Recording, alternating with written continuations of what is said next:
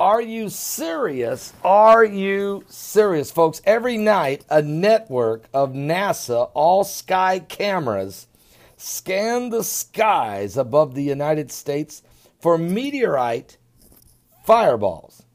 Now, this is an automated software maintained by NASA. Now, the Meteoroid Environment Office calculates their orbits, the velocity, the penetration depth into the Earth's atmosphere, and many other characteristics daily, and the results are then presented on this type of a graph for you to view. Now, yesterday, January 18th, 2016, there were 12 fireballs that actually encountered the atmosphere of the Earth. And they are even color coordinated. Now, the Earth is right there in the center. That is the Earth. And so all of these are different fireballs that had an encounter with the Earth. They actually penetrated into the Earth's atmosphere. There were 12 of them last night. So when you say, well, I'm not worried about it, the odds of a meteorite hitting us, the odds of an asteroid hitting us, it's not that big of a deal. We're going to be fine. You need to understand this, and this was kind of a quiet night, okay? I've seen as many as 51, and I know there's even been more than that. Generally, though, we have a few, and this, again, 12 is a pretty good number. 12 is a pretty good number, and that happened last night. And these were all smaller fireballs. And a lot of these people seen. It depends where, if it's over the ocean somewhere, nobody saw it. But the satellite cameras, these cameras are picking them up anytime they break into our atmosphere. And they show you look at the different directions they come from, okay, as they break into our atmosphere. Okay, now this one here, just goes flying right here. It just goes flying across there. Where you have this one, which did a loop around the Earth. You've got some that are just doing, orbiting this way. All right, they're coming in from different directions, folks. They're flying in from many different directions. So when you start thinking about something coming toward the Earth, know this. Asteroids, meteorites are flying at us from many different directions because the vastness of the universe is unlimited. You remember, God is Alpha and Omega, the beginning, the end, the first and the last. And as we're encountering these 5 waves of energy, we're also encountering a galactical belt of asteroids and meteorites. Now, we do have a big asteroid coming, folks. It is coming March the 5th. It is asteroid TX68.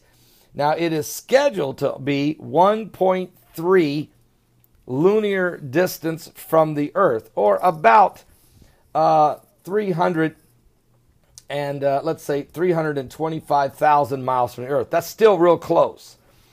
But that is not, that's the furthest that it will go by us.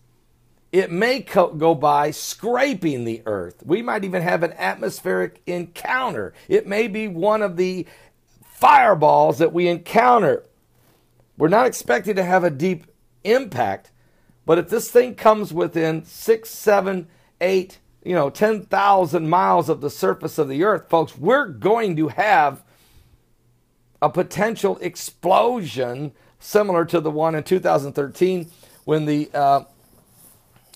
the asteroid actually went over Russia, over Siberia, and 7,500 buildings were damaged and 1,500 people were injured. Now, they don't know how close asteroid TX68 is going to come to the Earth because it's going to go scraping by the moon. They know that. And when it goes by the moon's gravitational pull will actually knock the asteroid off its course. Which way does it knock it? Toward the Earth or away from the Earth? That we don't know. It will also slow it down, which means when will we have the encounter? March 5th? March 6th? That they're not sure of either. It's not until it goes by the moon or gets close to the moon will we begin to get a better calculation on where this thing's going and how fast is it coming. Now, one thing's for sure, right now it's on course for a March 5th encounter with Earth at some point at least 1.3 linear distance from the Earth, but could be as close as 9,000 miles. That's other statistics that are being reported out there. So while these things are going on, know this, that what will this mean? Overall, just know this, the Earth and the skies are filled with rocks, meteorites, and you have to understand, we've already had encounters many times with the Earth, but the Bible tells us we will have 2 deep impacts. We know it in Revelation chapter 8, verse 8. And we read on, it tells us about 2. One looks like an asteroid, the other may be a comet, but they both will bring devastation to the earth, and many people will die, and great destruction will come upon the land. That is something we can't escape. It's been prophesied to happen in the book of Revelation, and we know it's on its way. The question is when and where. And really the question is, are you ready to meet the Lord? Are you ready? By the way, what about the Cascadia fault line?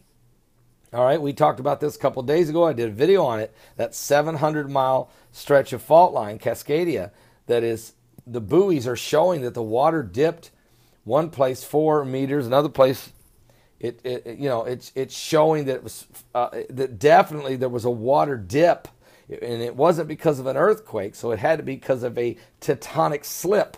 But that sets it up for a mega quake, which the Earth did encounter with this Cascadia fault line back in the year 1700. And so we're going to keep our eyes in the skies. We know that things are happening on the planet. And you got Stephen Hawking running around saying man will destroy the earth in less than 100 years because of his pursuit of knowledge and technology. And I've been saying for a long time, man will not destroy the earth.